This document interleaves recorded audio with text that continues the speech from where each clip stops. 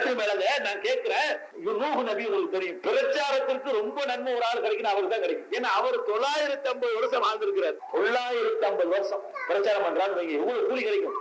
அந்த நபி 950 வருஷமா சொல்றாரு, ஏத்துக்கல. யாரு ஏத்துக்கல?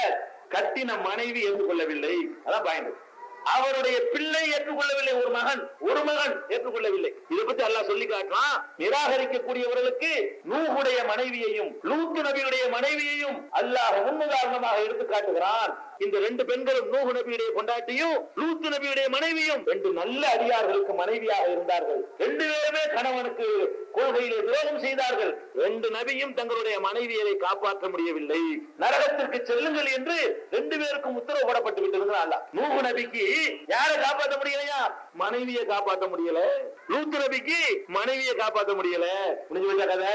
அப்ப எப்படி சேக்கு முடிவு கொடுக்கிற சேக்கு எப்படி காப்பாற்றுவாரு? கட்டின மனைவியும் நபி காப்பாற்ற முடியல. இதான் அர்த்தம். நூஹ் நபியுடைய மகன், அவரை பற்றி எல்லாம் குர்ஆன்ல சொல்றான். அவர் எவ்வளவு சொல்லி பார்க்கிறாரு, ஏத்துக்கிற மாட்டேன்ட்டான். அந்த நேரத்துல மகனை கூப்பிட்டு, மகனே, அருமை மகனே, என்னோடு ஏறிக்கொள், நிராகரிக்கிற கூட்டத்துல சேர்ந்துடாதே அப்படின்னு நூஹ் நபி கேட்கிறாங்க. அவன் என்ன சொல்றான் தெரியுமா? மகன், இந்த வெள்ள பிரளயத்திலிருந்து காப்பாற்றுகின்ற அளவுக்கு நான் மலை உச்சியில் ஏறி என்னை காப்பாற்றிக் கொள்வேன் அப்படிங்கிறான். மாட்டேங்கிறான், ஏத்துக்கிற மாட்டேங்கிறான். கண்ணுக்கு முன்னாடியே ரெண்டு பேருக்கு மேடையில் ஒரு பெரிய அலை, பெரிய பேரலை ஏற்பட்டது. மூழ்கடிக்கப்பட்டு விட்டான். தகப்பன் பார்த்து கொண்டிருக்க மகன் மூழ்கடிக்கப்படுகிறான். கண்ணுக்கு முன்னாடி பாசம் பிடிக்கிறவருக்கு நூஹ் நபிக்கு அல்லாஹ் கேட்கிறாரு, யா அல்லாஹ், என் மகன் என் குடும்பத்துல ஒருத்தனாச்சே, என்னைய காப்பாத்தி அவனை மட்டும் அழிச்சு முடியலான்னு கேட்கிறாரு. அல்லாஹ் என்ன சொன்னா தெரியுமா? அவன் உன் குடும்பத்தை சேர்ந்தவனே இல்ல, உனக்கு பிறந்தவன் குடும்பத்தை சேர்ந்தவனா, நான் சொல்லி நடந்திருக்கணும். இப்படி கேட்கறது நல்ல செயல் இல்லை. என்ன கேட்கலையா? நீ நபின்னா இன்னொன்னு கேட்டுவியா?